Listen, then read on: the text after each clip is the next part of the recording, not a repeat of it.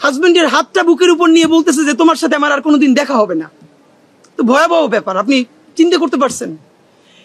তার জানাজায় এই রাষ্ট্রের একজন উপদেষ্টার সময় হয় না যে তার জানাজায় গিয়ে থাকা।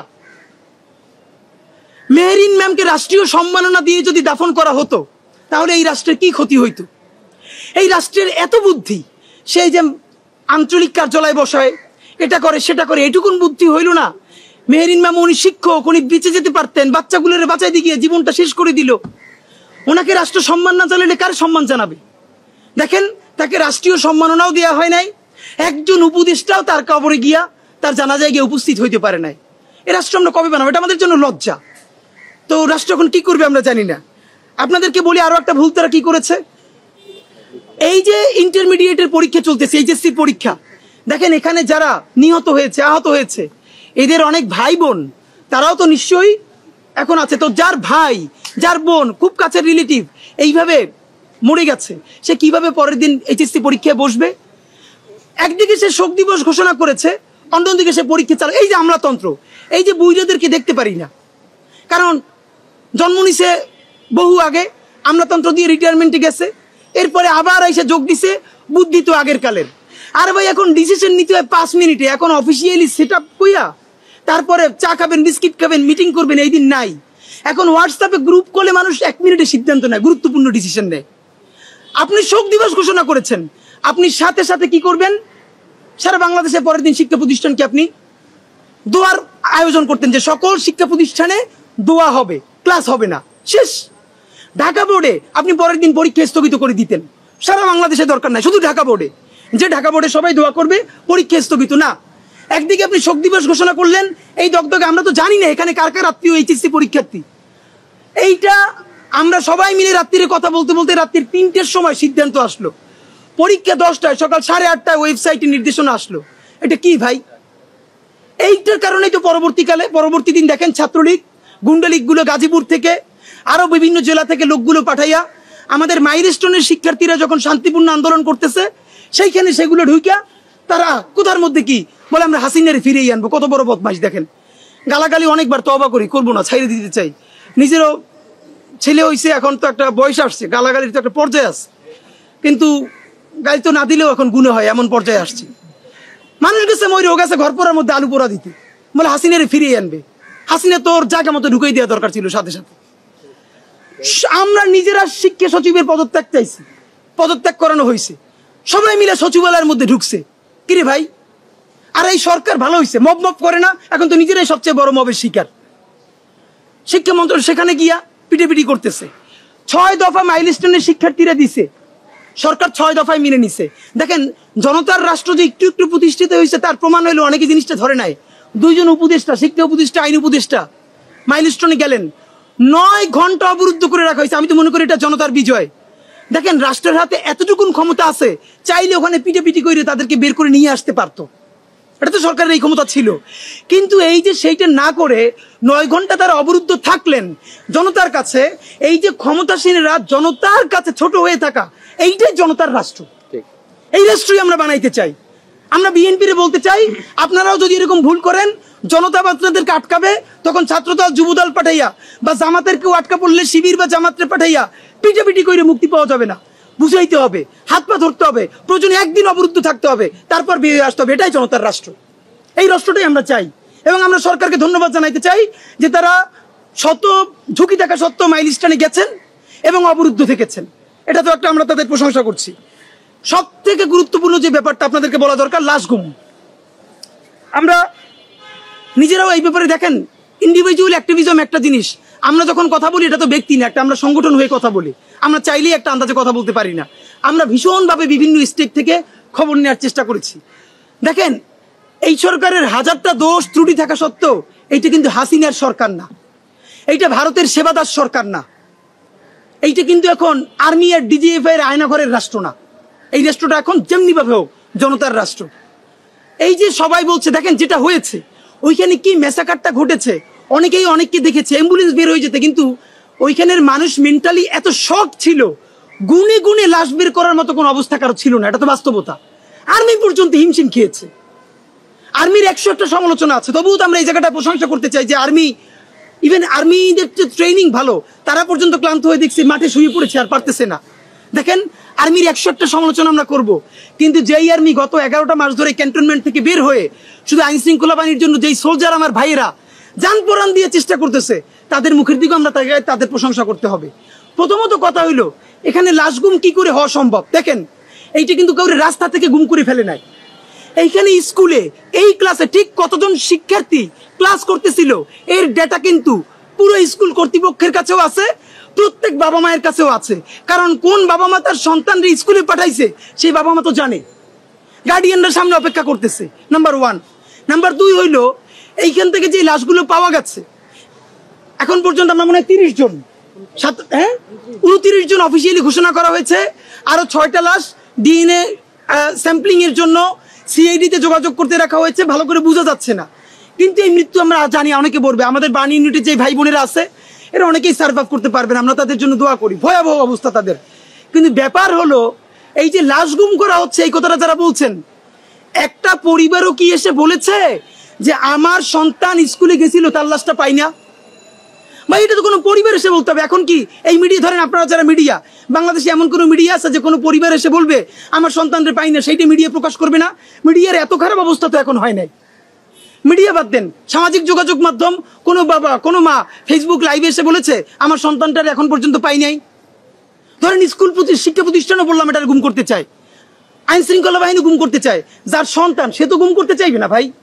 তাহলে সে হয়তো মিডিয়ায় বলবে, অথবা সে ফেসবুকে এসে বলবে, কোথাও না কোথাও তো বলবে। তো ফেসবুকেও বলতেছে না, কেউ ক্লেইমও করতেছে না। তো এই জনদরদি কারা কোত্থেকে আসলো যে লাশ গুম করে ফেলা হচ্ছে? নাম্বার 2, এই লাশগুলো তো কোথাও না কোথাও, মানে যার সন্তানই ভাই সে পোড়া হোক, সে তো জানাজা দিছে বা দিবে, তো সে জানাজাই যদি দেয় তাহলে লাশ গুম করা হয়েছে কেমনে? তো এখন আমাদের বলতে হবে, আমরা আপনাদের মাধ্যমে বলতে চাই, এমন কোনো বাবা মা আপনারা যদি থাকেন, আপনার সন্তানের লাশ বুঝে পান নাই, আমাদের কি রিচ করেন, অথবা আপনারা মিডিয়ার সামনে আসেন। কিন্তু এইসব কথাবার্তা না বলে এই যে যা ইচ্ছে তাই লাশ গুম, এগুলো তো হলো এই রাষ্ট্রের বিরুদ্ধে আর একটা ষড়যন্ত্র। এটা আমরা তীব্র প্রতিবাদ জানাচ্ছি। এইটা কোনোভাবে এই বাংলাদেশে এখন আর লাশ গুম করা সম্ভব না। এর কারণ এইটা কোনো আন্দোলনে গুলি করা হয় নাই, ক্লাস করতেছিল, ডকুমেন্ট স্কুলেও আছে, বাবা মায়ের কাছেও আছে। সন্তানের লাশ বুঝে না পাইলে তারা আমাদেরকে জানাবে, অথবা সামাজিক যোগাযোগ মাধ্যমে বলবে, হিসেব সোজা। আপনাদেরকে আর একটা কথা বলি, সেনাবিরোধী আর একটা চক্রান্ত শুরু হয়েছে। সেনাবাহিনী 101টা সমস্যা করলে আমরা ইনকিলাব মঞ্চ থেকে সেনাবাহিনীর সম্বন্ধে যত কথা বলছি, বাংলাদেশের কোনো রাজনৈতিক দলও সাহস নিয়ে এত কথা বলে নাই। কিন্তু একটা গ্রুপ সুযোগ পাইলেই কথা নাই বার্তা নাই, বিচার নাই আচার নাই, তার আগে কতক্ষণ বলবে পাহাড় থেকে সেনাঘাঁটি সরাও, কতক্ষণ বলবে ঢাকা থেকে সেনাঘাঁটি সরাও, মানে হইলো সারা দেশ থেকে সব সেনাবাহিনী ঘাঁটি সরাই দাও, আর ভারত হয় সেইটারে দখল করুক। এটি হলো মনের বাসনা। পাহাড়েও সেনা থাকতে পারবে না, সমতলও থাকতে পারবে না, থাকবে খালি ওরা আর থাকবে ভারত। এটা কি ভাই? গঠনমূলক সমালোচনা করেন, কোন জায়গায় ইস্যু সেইটা অ্যাড্রেস করেন।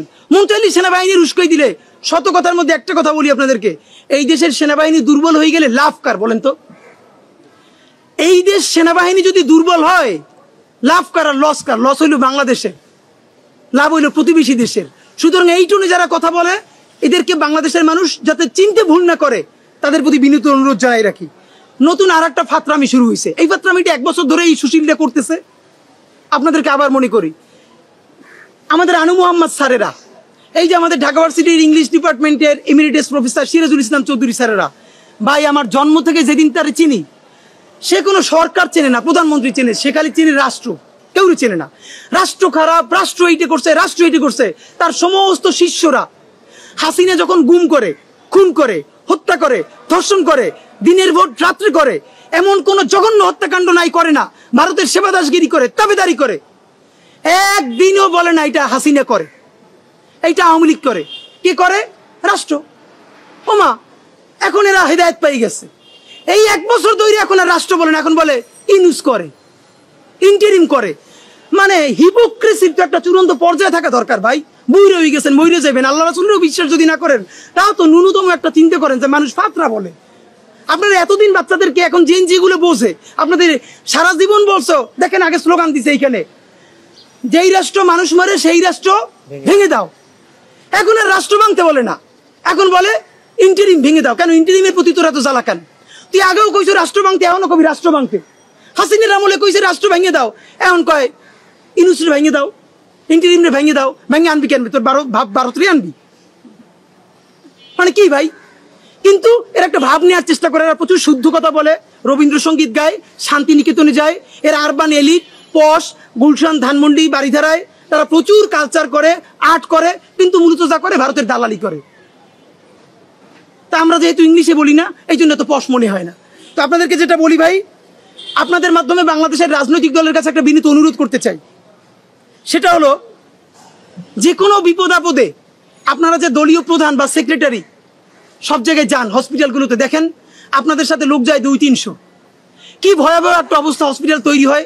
আপনাদেরকে হসপিটালেরা কিছু বলতে পারে না, কেউ কিছু বলতে পারে না, আপনারা শোডাউন দিয়ে আসেন। একদিকে বিএনপি যায়, একদিকে জামাত যায়, একদিকে অন্য পার্টি যাবে।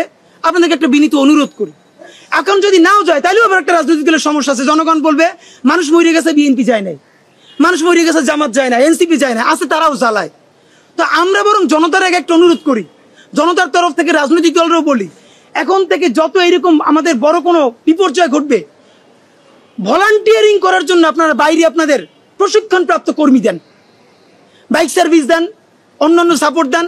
প্লিজ আপনারা যারা উপরের শ্রেণীর নেতৃবৃন্দ, আপনারা হসপিটালে প্রথম দিকে ঢুকেন না, পুরো চেইন অফ কমান্ড হসপিটালের ভেঙে পড়ে। আরে ভাই, আইসিইউতে ঠেইলে পর্যন্ত 20 জন চলে যায়।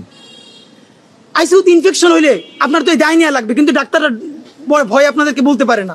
তা আমরা রাজনৈতিক আপনাদেরকে অনুরোধ করি, জনগণ বিপর্যয় হইলে আর রাজনৈতিক দলকে বলবেন না তোমরা কেন যাও না। পারলে হ্যাঁ, জামাতকে একটা ধন্যবাদ জানাই, জামাত দেখেছি 50 লাখ টাকা তারা এই ফান্ডে দিয়েছে। এবার বিএনপির বলবো আপনারা এখানে 1 কোটি টাকা দেন, অন্যান্য দল বলবো আপনারা 2 কোটি টাকা দেন। এই কাজগুলো করেন, ভলান্টিয়ার দেন, টাকা দিয়ে সাহায্য করেন। প্লিজ হসপিটালে আপনারা শোডাউন দিয়েন না। আপনাদের মাধ্যমে এই ক্ষেত্রের সর্বশেষ কথা, না খেয়ে হলেও, একবেলা খেয়ে হলেও আমাদের অত্যাধুনিক সামরিক সক্ষমতা বাড়াইতে হবে। বাংলাদেশের আকাশ প্রতিরক্ষা বলতে লিটারারি কিছু নাই। আমাদের অত্যাধুনিক, আমাদের আকাশ প্রতিরক্ষা লাগবে, বিমান লাগবে, যুদ্ধ বিমান লাগবে, আমাদের নৌ প্রতিরক্ষা লাগবে। যদি আপনারা কোনো করাপশন ছাড়া, দুর্নীতি ছাড়া প্রমাণ করতে পারেন, মানুষকে বুঝাইতে পারেন যে আমরা এখন সব থেকে বড় যুদ্ধ বিমানগুলো কিনবো, কিন্তু 1 টাকাও দুর্নীতি করব না, আমরা বলতেছি বাংলাদেশের স্বাধীনতা, সার্বভৌমত্ব এবং এর জমিনকে বাঁচানোর জন্য আমরা যখন জীবনই দিয়ে দিতে চাই, তখন একবেলা না খাইয়া হইলেও আমরা আমাদের সামরিক খাতকে বিশ্বের শ্রেষ্ঠ সামরিক খাতের একটা বানাইতে চাই। কিন্তু আপনাদেরকে প্রমাণ করতে হবে, বিমান বাহিনী, সেনাবাহিনী, নৌবাহিনীকে, যে আমরা যুদ্ধ বিমান কিনতে গিয়া 1000 কোটি টাকা করাপশন করব না। এইটা আপনাদেরকে প্রমাণ করতে হবে। আপনাদের মাধ্যমে সর্বশেষ বলতে চাই, আমাদের যেই ভাইয়েরা শহীদ হয়েছেন, এখন আহত আছেন, বিমান বাহিনী আপনাদের আগের অফিসাররা 1000 কোটি টাকা মাইরে খাইছে, ওই টাকাগুলো উদ্ধার করেন। প্রত্যেককে সর্বোচ্চ সাপোর্ট দিতে হবে রাষ্ট্রীয়ভাবে। নাম্বার 2, যারা আহত আছেন সর্বোচ্চ চিকিৎসা করতে হবে, প্রয়োজনে বিদেশ নিয়ে যেতে হবে। এবং চূড়ান্ত কথা হইল, যেই কথাটা অনেকে বলে নাই, যে লোকালয় থেকে এখান থেকে উঠেই নিতে হবে। দেখেন, এইটার ব্যাপারে বিমান বাহিনীর প্রধান একটা বক্তব্য দিয়েছেন। তিনি বলেছেন বাংলাদেশের গুরুত্বপূর্ণ যে অফিস আদালত, যেগুলো বহির্শত্রুর আক্রমণ যদি ঘটে কোনোদিন, সাথে সাথে সিকিউর করতে হলে এইখানে এই ঘাঁটি লাগবে। চিটাগাং থেকে, যশোর থেকে আইসা সেটা রক্ষা করতে পারবে না। এখন আমরা ইতিমধ্যে জেনেছি, নিশ্চিত না, আপনাদের মাধ্যমেও জানতে চাই, ঠিক স্কুলের যে বিল্ডিংটা, এই পাতটা নাকি বিমানের এই চলার পাত, এইখানে এই বিল্ডিংটা নাকি বৈধ ছিল না। আমরা আপনাদের মাধ্যমে নিশ্চিত হতে চাই, মিডিয়ার ভাইয়েরা প্লিজ আপনারা অনুসন্ধান করেন যে হাসিনার আমলে আসলেই ভিন্ন কোনো লেনদেনের মাধ্যমে জোর করে এই বিল্ডিংটা করা হলো কিনা। তাহলে এই স্কুল কর্তৃপক্ষকেও দায় নিতে হবে, কেন তারা জোর করে এখানে এই ভবন বানাইলো। আর অবশ্যই বাংলাদেশের বিমান প্রতিরক্ষা, আপনারা মানুষ তো মারছেন, এই পাইলটটার জীবন গেল, এইরকম ভাঙ্গারি জিনিস আপনারা কেমনি একজন উঠেই দেন ভাই? অ্যাক্সিডেন্ট তো ঘটতেই পারে, কিন্তু তাই বলে এরকম পুরনো মডেলের জিনিসকে আপনারা উঠাবেন? এই ব্যাপারে চূড়ান্ত কথা, অতি দ্রুত এইটার সাথে জড়িতদের বিচার করতে হবে, সকলকে ক্ষতিপূরণ দিতে হবে, এবং যারা আহত তাদের সর্বোচ্চ চিকিৎসার ব্যবস্থা করতে হবে। তবে এইটাকে ক্যাশ করে ছাত্রলীগ, আওয়ামী লীগ, গুন্ডা লীগ, গুজব লীগ, সুশীল লীগ যদি নতুন কোনো কেওয়াস তৈরি করতে চায়, তাহলে তাদের যা আছে সেটার ভেঙে দিতে হবে। সরকার যা পারে সেটার সমানে পিটিয়ে ভেঙে ফেলতে হবে, আর কোনো কথা নাই। যেইটার আজকের গুরুত্বপূর্ণ কথা, এইটা 2 মিনিট। জুলাই সনদ আপনারা সবাই জানেন, জুলাই সনদ নিয়ে 1000 বার কথা বলতে বলতে ক্লান্ত হয়ে গেছি। এখন যেটা দেখি, বিএনপিও বলে 31 তারিখের মধ্যে জুলাই সনদ লাগবে। জামাত তাদের প্রোগ্রামে 7 দফার মধ্যে একটা দফাই রেখেছে, জুলাই সনদ লাগবে। এনসিপি তো 3 তারিখ নিজেরা ঘোষণাই করতে চায়। সরকারের আলী রিয়াজ সাহেবও বলে যে জুলাই সনদ 31 তারিখের মধ্যে দিতে চাই। তাহলে ভাই জুলাই সনদ চায় না কারা? আমরা। তাহলে তো বুঝি আমরাই খেলি চাই না, আপনারা সবাই চান। বিএনপি চায়, জামাত চায়, এনসিপি চায়, সরকার চায়, তাহলে জুলাই সনদটা আসতেছে না কেন? জুলাই চলে যাইতেছে, জুলাই সনদের কোনো খবর নাই। দেখেন, বিমান দুর্ঘটনা হবে, লঞ্চ দুর্ঘটনা হবে, রাষ্ট্র বাইচে থাকলে হাজারটা বিপদ ঘটতেই থাকবে। কোনোভাবেই জুলাই সনদ থেকে ফোকাস সরিয়ে ফেলা যাবে না। রাষ্ট্র বিনির্মাণে যে ইনসাফের সংগ্রাম, তা থেকে ফোকাস সরানো যাবে না। দুর্নীতিরে এটার স্মার্টনেসের সর্বোচ্চ পর্যায়ে পাঠিয়ে দিচ্ছে। তা আমাদের যেটা প্রশ্ন, হাসিনা এইসব ইনফ্রাস্ট্রাকচার ডেভেলপমেন্ট যে দেখাইছে, কিন্তু ভয়াবহভাবে বাংলাদেশে দেখেন গত 16 বছরে প্রতিরক্ষা বিমান কয়টা কেনা হয়েছে এবং কোন মডেলের কেনা হয়েছে, কোন দেশ থেকে কেনা হয়েছে। একটা মাত্র মিডিয়া আমরা গত 1 বছরে দেখেছি, সম্ভবত এনটিভি না কারা, একটা সাহস নিয়ে প্রতিবেদন করেছিলেন যে বাংলাদেশের প্রতিরক্ষার অবস্থা এখন কি। আমরা তো আপনাদের সবার কাছে প্রত্যাশা করেছিলাম হাসিনা যে বাংলাদেশের প্রতিরক্ষা ব্যবস্থা ভারতের কাছে বর্গা দিয়েছিল, তার বিনিময়ে সে এখানে ক্ষমতায় টিকেছিল, তার বিনিময়ে সকল ভাঙ্গারি জিনিসপত্র হাজার হাজার কোটি টাকা দিয়ে অন্যান্য রাষ্ট্রকে খুশি করেছে। এগুলো নিয়ে এখন তো আপনারা ন্যূনতম প্রতিবেদন করতে পারেন। এখন তো রাষ্ট্রের সেই সেন্সরশিপ নাই ভাই, আপনারা এখন করছেন না কেন? আপনাদের প্রতি বিনীত অনুরোধ, এই যে হাসিনা এই দুর্নীতিগুলো করেছে, এই দুর্নীতির মধ্য দিয়ে সে পুরো প্রতিরক্ষা ব্যবস্থা, এটা সর্বশেষ প্রমাণ আপনাদেরকে বলি, আপনারা গত 2-3 দিন আগেও মিডিয়ায় দেখেছেন, JF-17 যে যুদ্ধ বিমানটা বাংলাদেশ কিনতে চায়, সেখানেও ভারত বাধা দিচ্ছে। বর্তমান সরকার JF-17 যে যুদ্ধ বিমান আছে তারা কেনার চেষ্টা করছে, কিন্তু সেই ভারত বারবার সেখানে ডিস্টার্ব করছে। এর মানে আপনি চায়না থেকে কিনবেন, কিনতে দিবে না।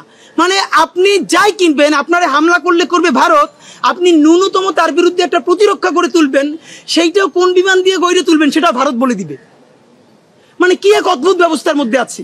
গত 16 বছর তো এটা হয়েছে, ভারতের প্রেসক্রিপশন ছাড়া তো এখানে নতুন কিছু আসে নাই। তো এখনো কি সেটাই হবে? এই সরকার কেন নতুন করে চুক্তি করে চায়নার সাথে সামরিক চুক্তি করে, হ্যাঁ সে ব্যালেন্স করুক, সে চায়না থেকে কিনুক, সে আমেরিকা থেকেও কিনুক। এই যে আমেরিকা 35% ট্যারিফ দিয়েছে, এটা কেন দিয়েছে আমরা বুঝি না। সে তো ডিল চাচ্ছে, সে ওখান থেকে যেন আমরা কিছু কিনি এটা চাচ্ছে। আপনি চায়না থেকেও কিনেন, আমেরিকা থেকেও কিনেন, কিন্তু তো আমার হবে। এখানে আমাদের সব থেকে বড় শত্রু ভারত, এইটা বুঝতে আর কোনো পলিটিক্যাল সায়েন্টিস্ট হওয়া লাগে না। ভারতের আধিপত্যবাদ রুখতে আমাদের এখানে চায়নার সহযোগিতা লাগবে, আমেরিকার সহযোগিতাও লাগবে। কিন্তু আমেরিকার সহযোগিতা লাগবে বলেই এইটাও বইলে দেই নাই যে পুরো পাশ্চাত্যকে আমরা এখানে জাতিসংঘর মানবাধিকার কার্যালয়ের যে আঞ্চলিক অফিস, এইটা করে আপনি এখানে জাতীয় মূল্যবোধ বিরোধী একটা অবস্থান তৈরি করবেন, এই স্পেস আপনারা কেউ দেয় নাই। আপনাকে চেকস অ্যান্ড ব্যালেন্স তৈরি করতে হবে। এবং দেখেন, এই সরকার মৌলিক কাজ একটার মধ্যেও নাই, যত অকাজ আছে সেইগুলো ডাইকে ডেকে আনে। এই যে 3 বছরের মধ্যে সে জাতিসংঘের মানবাধিকারের যে আঞ্চলিক কার্যালয় এখানে দিচ্ছে, আপনারা নিশ্চয়ই জানেন আরো 19টা দেশে এই কার্যালয় আছে। দেশগুলো কি ভাই? সিরিয়া, দেশ হচ্ছে ফিলিস্তিন, দেশ হচ্ছে হন্ডুরাস, তারপরে আফ্রিকার কতগুলো যুদ্ধ বিধ্বস্ত দেশ। তা আপনি ভাবেন, আফ্রিকার এই যুদ্ধ বিধ্বস্ত দেশগুলো, ফিলিস্তিনের পাশে, সিরিয়ার পাশে বাংলাদেশের নামটা লেখা থাকবে কেন? বাংলাদেশ কি যুদ্ধ বিধ্বস্ত দেশ? এখানে কি গৃহযুদ্ধ হয়েছে, নাকি এখানে কোনো বহিঃশত্রুর আক্রমণের যুদ্ধ হয়েছে? তাহলে এটা কি? আবার এমন একটা ব্যাপার, এই গুরুত্বপূর্ণ ডিসিশনে ইন্টারিম নিচ্ছে কোনো ধরনের রাজনৈতিক দলের পরামর্শ ছাড়া। সে বিএনপির সাথে আলোচনা করে নাই, জামাতের সাথে আলোচনা করে নাই, এনসিপির সাথে আলোচনা করে নাই, তড়ি ঘড়ি করে সে তাকে অনুমতি দিয়ে দিচ্ছে। তার থেকেও ভয়াবহ ব্যাপার হলো, এই কাউন্সিল বলছে যে এই সরকারের মধ্যে, এই রাষ্ট্রের মধ্যে যারা কাজ করবে, এই সকল দায় বাংলাদেশ রাষ্ট্রকে নিতে হবে, জাতিসংঘের কোনো কর্মকর্তার দায় নিতে পারবে না। মানে কি? এখন আমরা এটা বুঝি, এগুলোর মধ্য দিয়ে আপনারা এখানকার যে আমাদের জাতীয় মূল্যবোধ, হিন্দু মুসলিম নির্বিশেষে, সেই মূল্যবোধের বিরুদ্ধে আপনাদের এখানে ভিন্ন এজেন্ডা আছে। এখন আমাদের যেটা করতে হবে, আমরা ভারতের আধিপত্যবাদ মোকাবেলায় পশ্চিমাকে এই এজেন্সিও দেই নাই যে আপনি এখানে আমাদেরকে এই অখাদ্য চাপাই দিবেন। আপনারা যে ফিলিস্তিনে মানবাধিকারের আঞ্চলিক কার্যালয় করেছেন, গণহত্যা থামছে ফিলিস্তিনে। সিরিয়ায় করছেন, সিরিয়ায় গণহত্যা থামছে। তো সিরিয়া কি? এটা কি সিরিয়া? এটা কি ফিলিস্তিন? এটা কি আফ্রিকার যুদ্ধ বিধ্বস্ত দেশ? এখানে এটা লাগবে কেন? তো আমরা আপনাদেরকে স্পষ্ট বলতে চাই, ইন্টারিমের এসব কাজ থেকে চলে আসতে হবে, আর নইলে চূড়ান্তভাবে এখন পর্যন্ত ইন্টারিমকে বাংলাদেশের মানুষ শত সমালোচনা সত্ত্বেও তাকে যেটুকু সাপোর্ট করছে, এই সাপোর্ট সে পাবে না। রাজনৈতিক দলের সাপোর্টও কিন্তু সে পাবে না। আপনাদেরকে বিনীতভাবে আমরা বলতে চাই, এই সরকার গত মাইলস্টোন ট্র্যাজেডিতে কয়েকটা বড় ভুল করেছে। এই সরকার ভুল করলে যেটা হয়, এই ভুলটা আর সরকারের থাকে না, এই ভুলটা আমাদের সবার গায়ে এসে পড়ে। কারণ এই সরকারটা আমরা নিজেরা সরকার না হলেও বাংলাদেশের সব থেকে জনসমর্থিত জনগণের সরকার, সুতরাং সে ভুল করলে আমাদের গায়ে তো এসে দাগ লাগে। দেখেন আমাদের যে পাইলট ভাই শহীদ হলেন, অবশ্যই তাদের যে বাহিনীর প্রোটোকল আছে সেটা মেনটেন করে তাকে জানাজা দিতে হবে, তাকে দাফন করতে হবে, আমরা তার জন্য দোয়া করছি। কিন্তু আমরা একটা কেমন একটা এলিটপনা আমাদের মধ্যে তৈরি হয়ে গেছে। এবং কি মুক্তিযুদ্ধেও দেখেন 7 জন বীরশ্রেষ্ঠ, এর মধ্যে সিভিলিয়ান কয়জন?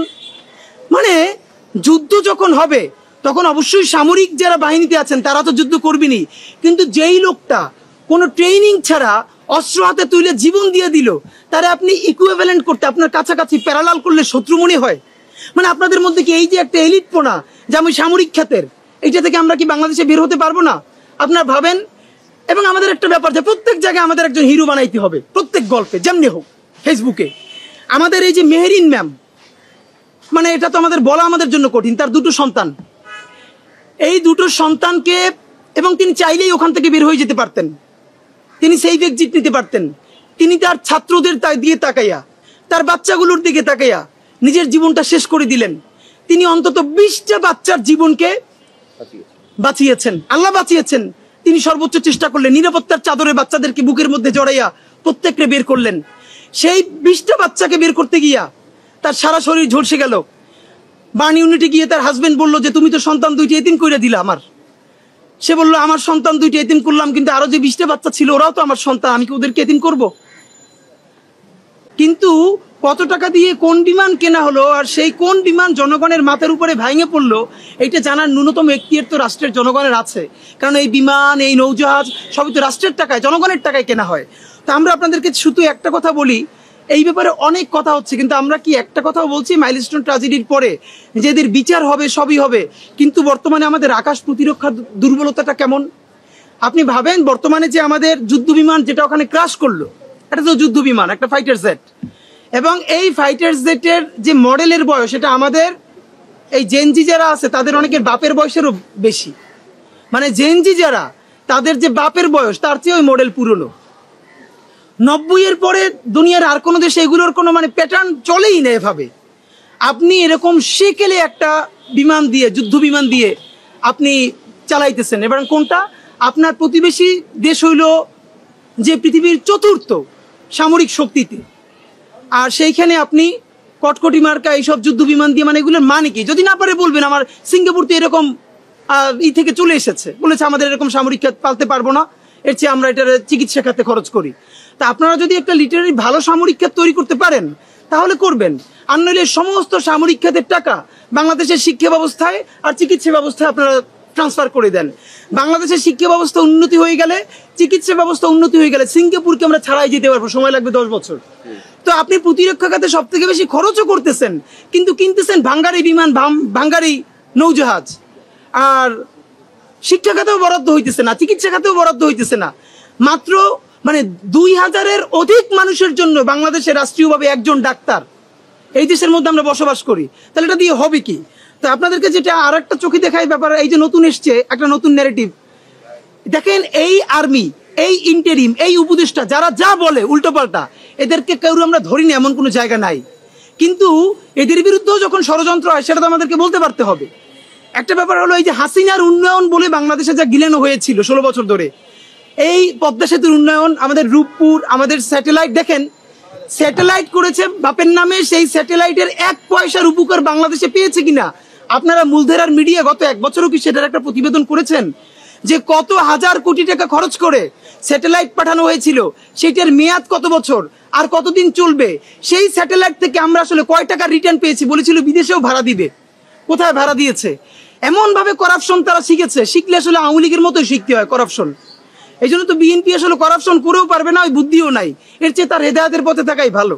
আওয়ামী লীগ এমন করাপশন করছে, পয়সাপাতি পাঠাই দিছে চাঁদের দেশে, এখন আপনি এটা তদন্ত করতে তো চাঁদের দেশে আর একটা কমিটি পাঠান লাগবে, যাইতেও পারবে না, তো দুর্নীতি ধরতেও পারে। এটা হয়তো উপর থেকে কেউ আক্রমণ করছে না, এই জন্য বোঝা যাচ্ছে না, এটা কেউ আক্রমণ করে দিলে বোঝা যাবে যেখানে আকাশ প্রতিরক্ষা কি অবস্থা।